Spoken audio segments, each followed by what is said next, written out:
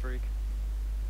One minute you're playing 21 and horse on the courts in Harlem, and the next moment you're in the show, configuring the gunmetal and graphite exterior of your luxury car and your iPad mini.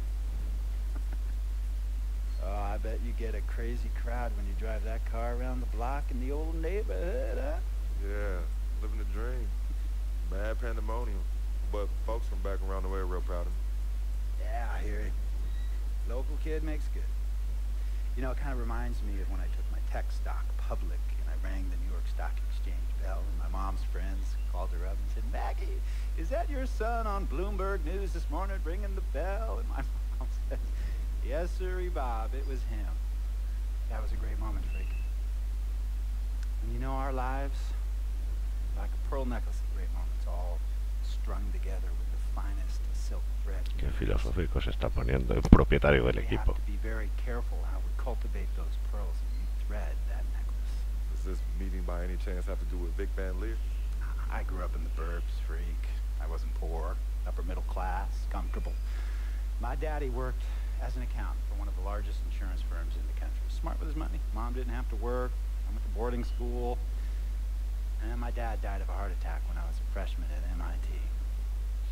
I was a movie geek.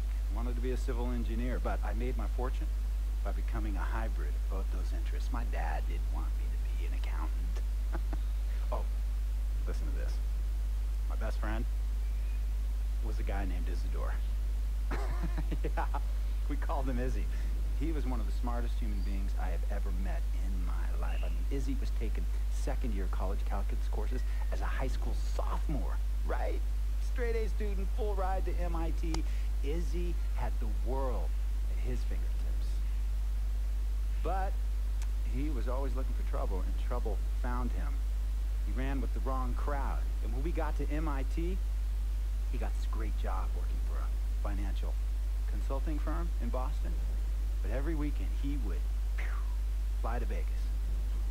You see, Izzy had a system for counting cards in Vegas that had the big casinos on the strip. Oh, I mean, he would come back to MIT with suitcases filled with $200,000 in cold cash. What? Yeah. So your man Izzy was getting hit off like that? Like a fat rat in a cheddar cheese factory, freak. Okay, so what happened to this dude Izzy? Because he's dope. No, not dope.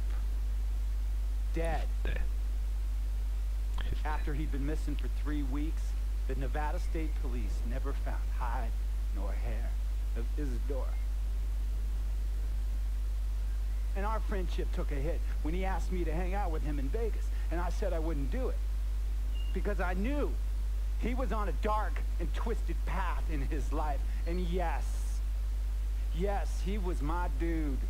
But no way was I gonna throw my life away trying to show my loyalty to a guy who really and truly didn't understand what loyalty was all about. So this meeting is about Vic.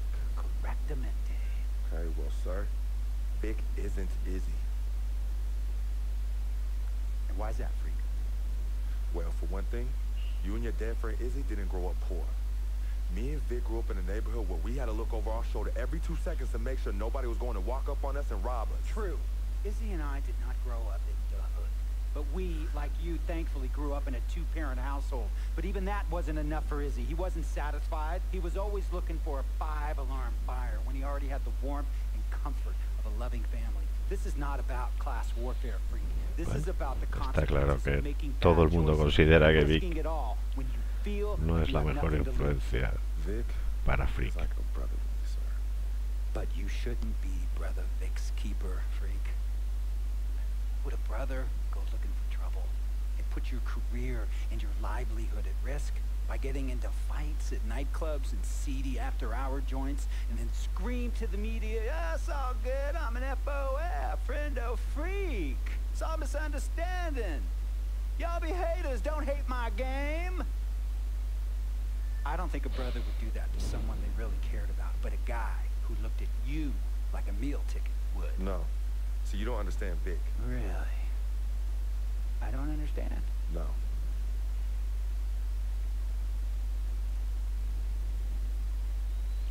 A ver, ¿qué nos va a enseñar? Look, man, It was a misunderstanding with the guy in the next VIP booth. His honey started flirting with me. Naturally, I started flirting back.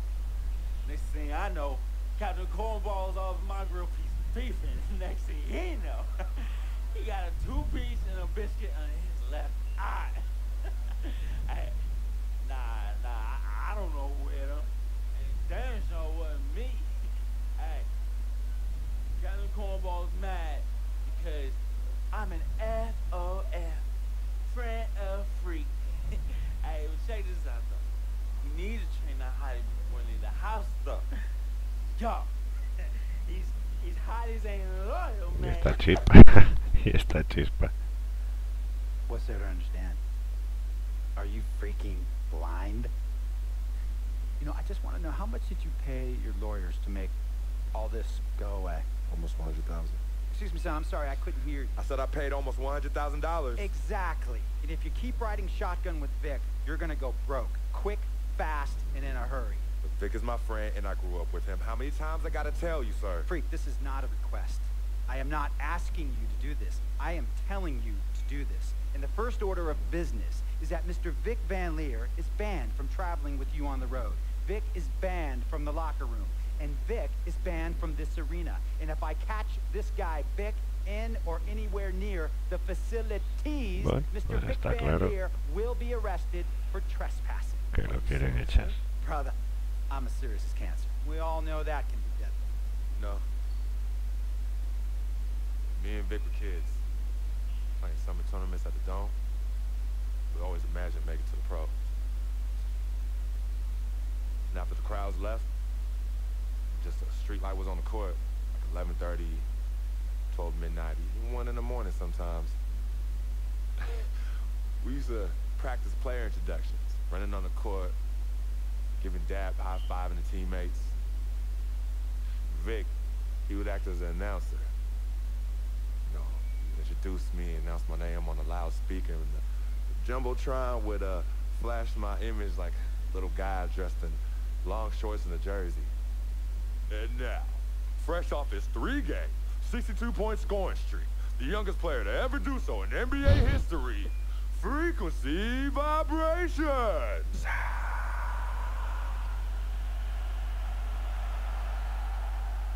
So me and Vic would sit in those empty bleachers at the Dome and dream like nobody's business. And now I'm living a dream. For real. And in so many ways, Vic was part of that. Please,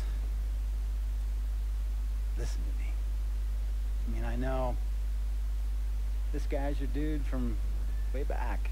Look, me and Vic go way back like the front seats of a 67 Cadillac. That's good. We go way back. Did you say front seats? Front seats of a 67 Cadillac. We go way back like the front seats of a 67 Cadillac. Well, do you have any crickets? I'm going to be the hit once again at Herbie Allen's Sun Valley Shindig because my fellow billionaires love it when I walk and talk that talk. So that almost sounds... No, let me tell you exactly what it sounds like. I respect, admire, and most importantly, love you as a human being and a role model. But I pay you a lot, and I mean I pay you a lot of money to play for my team, and I am in this game to win it. And you can't win it with an albatross around your neck like Vic. So Vic is done. History. And here's some more lingo that I picked up from a former megastar who used to play for me several seasons ago. Thought I would never release him until I did. And now he's the sixth man on a struggling team in Venice. And yeah, I'm talking Venice with the canals and the gondolas and Harry's bar, not the street ballers next to the fortune tellers on the beach in Cali. This guy used to tell me when he thought there was a player destroying our team, don't be a hero, cut that zero. And that is what I am telling you about Vic, freak. Don't be a hero, cut that zero. The only thing Vic brings into your life is headache and unwanted, Desde luego, unnecessary, esta negative attention. And it will. Begin Duro to con el affect your tema. mindset. And when it affects your mindset, it's going to affect your play. And when it affects your play, it's going to affect my team. And when it affects my team, it's going to affect my money. And if it affects my money, Google Translate will become your new freaking friend. I want a championship ring, freak, and I want you to help me get that ring. And banners after banners hanging from the rafters in this arena. So, freak, hear me clearly. Está muy, muy Hear enfadado. me good. V, G, Vic, gotta go.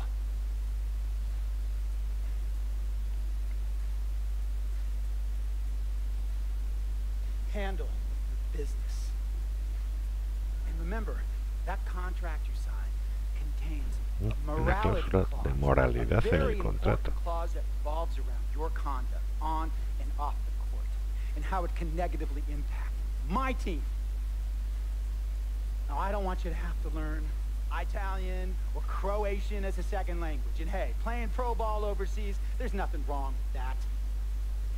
But the arenas are nothing like this. Nor will the money be the same. And on top of all of that, this Holy. is the US of A, the greatest freaking country in the world. Ask yourself, is Vic worth all that? Think about it. Think long, think wrong. Tell you about Vic.